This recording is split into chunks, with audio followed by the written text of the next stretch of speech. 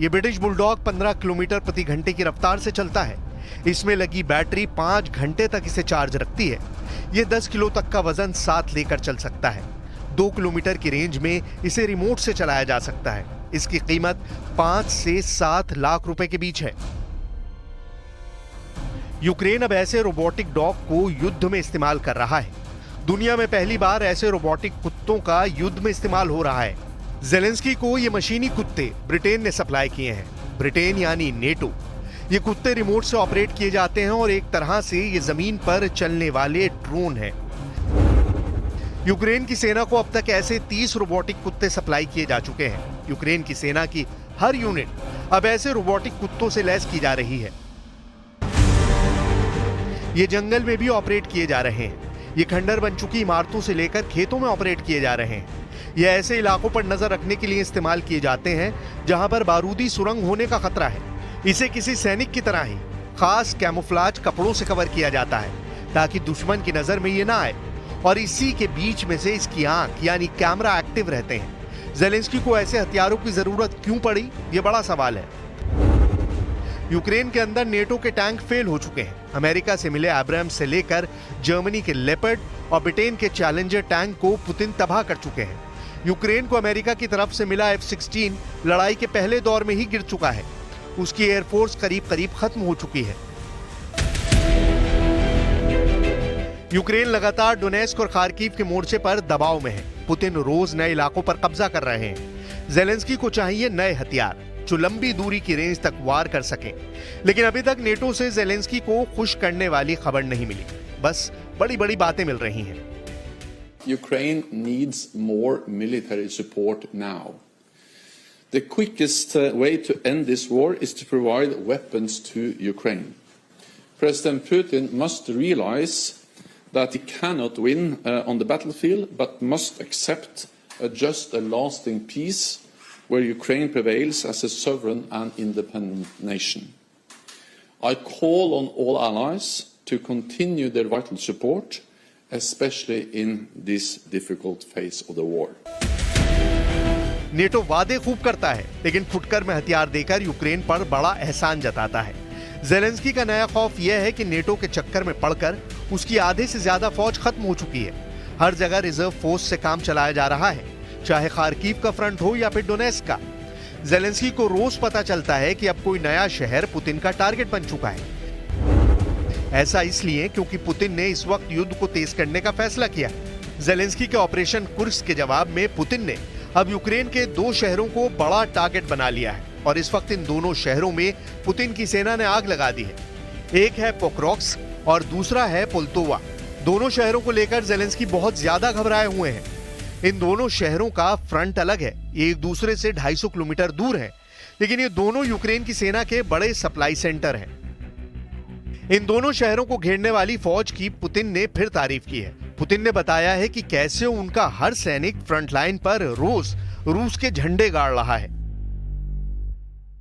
Москвичи всегда, особенно на самых сложных этапах истории, остро чувствовали свою ответственность за родину.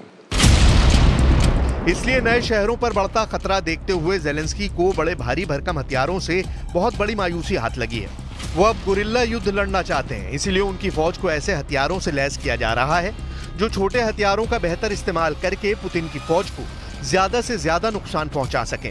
Ukraine के शहरों को टारगेट करने के लिए पुतिन अब अपनी खतरनाक short range ballistic missile Iskander का ज्यादा से ज्यादा इस्तेमाल कर रहे हैं। 500 किलोमीटर रेंज वाली इस्कंदर मिसाइल जहां गिरती है वो 700 किलो वाले विस्फोटक से धमाका करती है। इस मिसाइल से यूक्रेन में सबसे ज्यादा हमले अंजाम दिए गए हैं।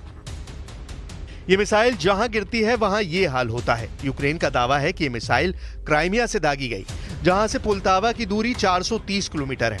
अब सवाल उठ रहा है कि पुतिन ऐसे शहरों को टारगेट क्यों कर रहे हैं जो डायरेक्ट फ्रंट लाइन पर नहीं है, यानी पुल्तावा के अलावा पोक्रोव्स्क और पोलैंड के करीब लवीव को क्यों टारगेट किया जा रहा है, वो भी ऐसी बमबारी के जरिए जिसे देखकर यूक्रेन के सैनिकों के पैर कांपने लगे।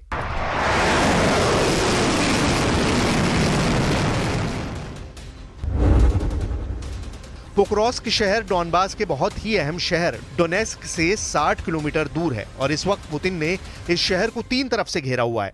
जबकि पोल्तावा की खार्किव से दूरी 130 किलोमीटर है और इस वक्त रूस की सेना खार्किव को किसी भी सूरत में जीतना चाहती है।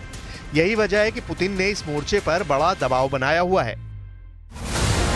इसमें कोई शक नहीं है कि पुतिन की वॉर फैक्ट्री को भी मदद मिल रही है। जैसे जेलेंस्की के युद्ध की बैटरी नेटो चार्ज कर रहा है, ठीक वैसे ही पुतिन के युद्ध को उत्तर कोरिया, ईरान और चीन से ऑक्सीजन मिल रही है। ये बात नेटो भी बहुत अच्छी तरह जानता है। The war demonstrates that our security is not regional, it is global. Iran and North Korea are providing drones, ammunition and more, and China has become a decisive enabler of Russia's war against Ukraine through its non-limits partnership and support for Russia's defense industrial base.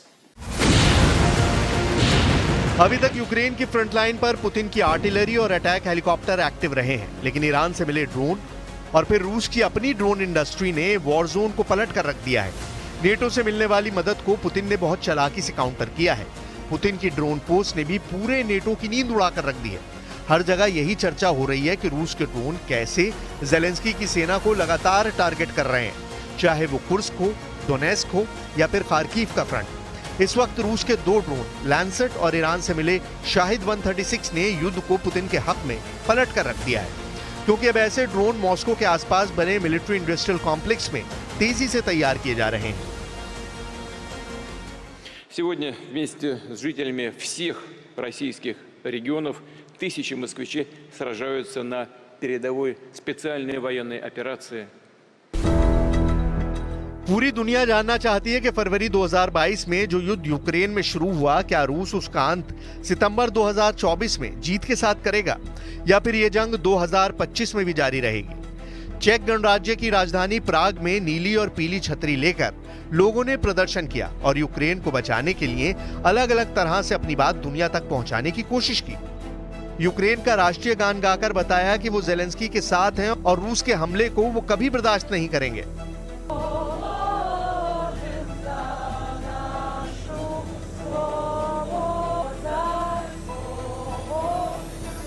ये लोग चाहते हैं कि Ukraine का साथ देने के लिए न सिर्फ नेटो आगे आए बल्कि पूरा यूरोप जेलेंस्की के साथ खड़ा हो।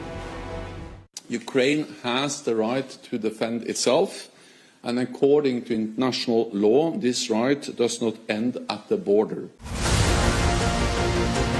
एक तरफ अमेरिका युद्ध को बढ़ाने के लिए अरबों डॉलर का फंड लगातार जारी कर रहा है, तो दूसरी तरफ जेलेंस्की के पास लड़ने के लिए फौजी खत्म हो चुके हैं। जेलेंस्की के युद्ध की प्लानिंग पेंटागन में हो रही है। ये इल्जाम रूस लगातार लगाता रहा है और यही वजह है कि सारातोव में हुए हमले हों या फिर जेलेंस्की का ऑपरेशन कुर्स्क। यूक्रेन की तरफ से रूस के अंदर जो भी हमले हुए हैं उसमें खासतौर से पुतिन को बहुत बेइज्जत करने की कोशिश की गई है। जेलेंस्की ने यह बार बार साबित किया है कि उनकी फौज रूस के अंदर घुसकर मारने की ताकत रखती है, इसीलिए ऐसे हमलों के बाद पुतिन भी प्रेशर में होंगे, इससे भी इंकार नहीं किया जा सकता।